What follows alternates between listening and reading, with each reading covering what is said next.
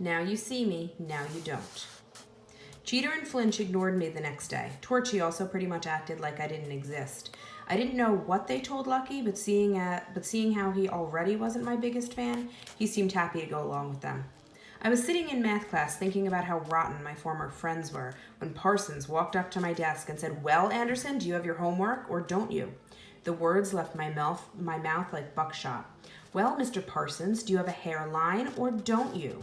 He grabbed the edge of my desk. "You have detention today, you wise-mouthed little snot. That's what you have." He glared at me, daring me to say more. It would have been smart to keep quiet, but I couldn't control myself. I was so angry I didn't even try. "Hey, whatever happened to sticks and stones?" I said. "You shouldn't let a few little words bother you. Isn't that part of your job? Aren't you supposed to know how to deal with little snots like me? Can't you handle me?" He stood up and backed away a step, his eyes saying he'd be happy to rip off my arms and beat me over the head with them.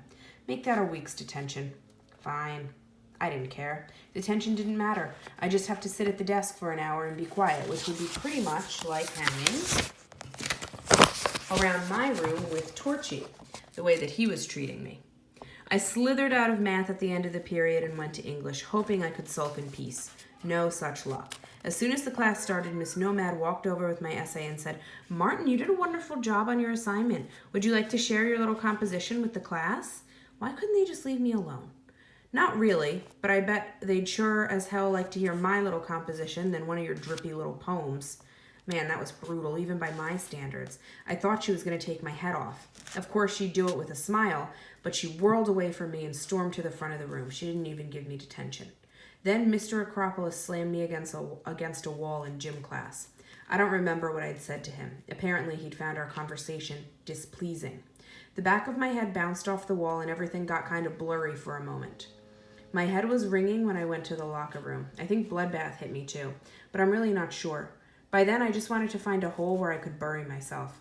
As rotten as my morning had been, lunch had started out just as awful. I found myself stranded at the end of the cafeteria with a tray full of food and not a clue where to sit. All the seats were filled at Torchy's table. The empty chairs had been shoved aside. I could have brought over a chair, but given how they'd been treating me, I didn't want to take any chances. If I walked over and they didn't let me join them, the whole cafeteria would see me getting shut out. I scanned the cafeteria, hoping to spot a friendly face. There was no way I was going to sit by myself. The other choices didn't look very appealing. I couldn't join Bloodbath's group. They'd chew me up and spit me out like a mouthful of mashed turnips, and I certainly wasn't going to sit with the runts. That's when I found myself walking towards Trash. Why not? Maybe everyone would think I was sitting there as a joke, having some fun with him. That would work. He didn't look up as I pulled out a chair from across from him. I wondered whether I should say something, but all that ran through my mind was pointless chatter. "Is this seat taken?" Talk about a stupid question. He'd been surrounded by empty chairs from the start. "Mind if I join you?" Too risky. If he said no, I'd look like a real moron. Break anything interesting lately? Right. So I just sat down. Trash's eyes flickered toward me, but he stayed hunched over his food. "Hi," I said, feeling awkward. There was still the possibility he'd ask me to leave. "Hi." That's all he said to me. No welcome, no suggestion that I get lost, just a hi. Sadly, it was the nicest conversation I'd had so far that day. I didn't bother trying to talk anymore. I ate my lunch, struggling to get the food past a throat that wanted to close tighter with each swallow. I sat with my back to Torchy, so I couldn't even tell what those guys were doing, but I was pretty sure they were amused to see me at Trash's table. I could just imagine what they were saying. As I was finishing my lunch, I was startled from my thoughts by a clatter of metal against linoleum. Trash had thrown his fork to the floor. "Why'd you do that?" I asked. Trash didn't offer an explanation. No big deal. As long as he didn't stick his silverware into me, I really didn't care what he did with it. He could sit with his fork and spin in circles if that made him happy. The bell rang. I passed Torchy on the way out just to see if he'd say anything. There was no harm giving him a chance to apologize, but he ignored me. I mouthed off to Mr. Briggs in science. He didn't look too thrilled, but he let it go. Miss Crenshaw wasn't as reasonable. She kicked me out of class and sent me across the hall to the lecture.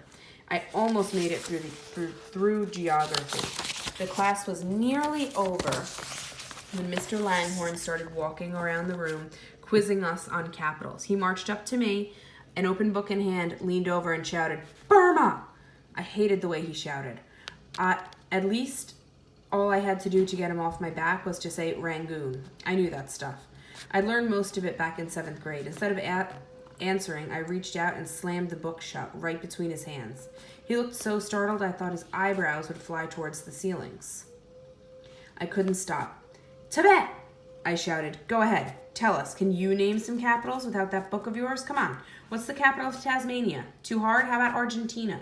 Mr. Langhorne threw the book down. You arrogant little beast, he said, pointing a shaking finger at me. You'll be severely punished for this. He stomped back to his desk and wrote something on a piece of paper.